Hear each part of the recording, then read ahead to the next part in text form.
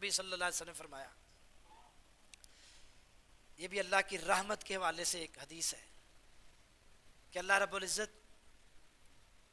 ایک آدمی کو دیکھیں گے وہ جہنم میں ہوگا اور اللہ رب العزت سے نا بار بار دعائیں کرے گا, یا اللہ جہنم سے نکال دے, یا اللہ جہنم سے نکال دے, دعائیں کرے گا جہنم کے اندر.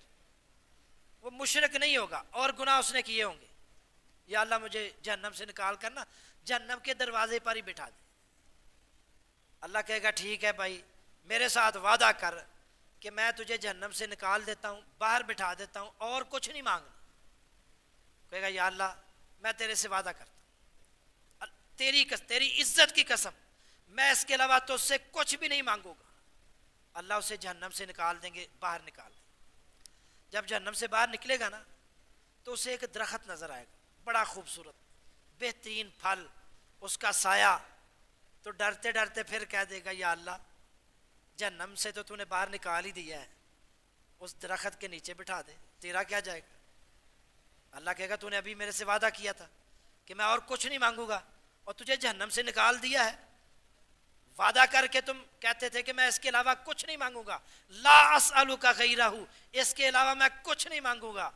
اب کہہ رہا ہے اس درخت کے نیچے یا اللہ تیرا کیا جائے گا, بٹھا دے بٹھا دے, میں اس کے علاوہ تو اس سے کچھ نہیں مانگوں گا. اللہ کہے گا ٹھیک ہے وعدہ کرتا ہے, کہتا ہاں یا اللہ وعدہ کرتا ہوں. اللہ اس درخت کے نیچے بٹھا دے گا اس کو. اب اللہ کی رحمت ہے نا, اللہ اسے نا جنت دکھائے گا, جنت کا دروازہ. اب وہ درخت کا پھل بھول جائے گا, اس کے سائے کو بھول جائے گا, اب وہ جنت ہی دیکھتا رہے گا. پھر ڈرتے ڈرتے کہہ دے گا یا اللہ جنت کے دروازے میں ہی بٹھا دے, جنت کے دروازے میں ہی بٹھا دے. اللہ کہے گا تو نے ابھی 2 وعدے خلافی کی ہے. پہلے بھی تو نے کہا کہ مجھے جہنم سے نکال دو, میں اور کچھ نہیں مانگوں گا, نکال دیا. پھر تو نے کہا کہ مجھے وہ درخت کے نیچے بٹھا دو, بٹھا دیا, اور کچھ نہیں مانگوں گا. اب پھر کہہ رہا ہے جنت کے دروازے پر ہی بٹھا دے. یا اللہ تیرا کیا جائے گا, بٹھا دے, اور کچھ نہیں مانگوں گا, میں تیرے ساتھ وعدہ کرتا ہوں میں اور تجھ سے کچھ نہیں مانگوں گا. اللہ کہے گا اچھا یار اس طرح کر, تو جنت میں جا, جنت میں کوئی جگہ خالی ہے نا تو میں تجھے الاٹ کر دیتا ہوں. وہ جنت میں جائے گا, چکر لگائے گا, اور اس سے نظر آئے گا یہ تو ساری بھری ہوئی ہے. وہ کہے گا یا اللہ تو ساری بھری ہوئی ہے, کوئی جگہ خالی نہیں.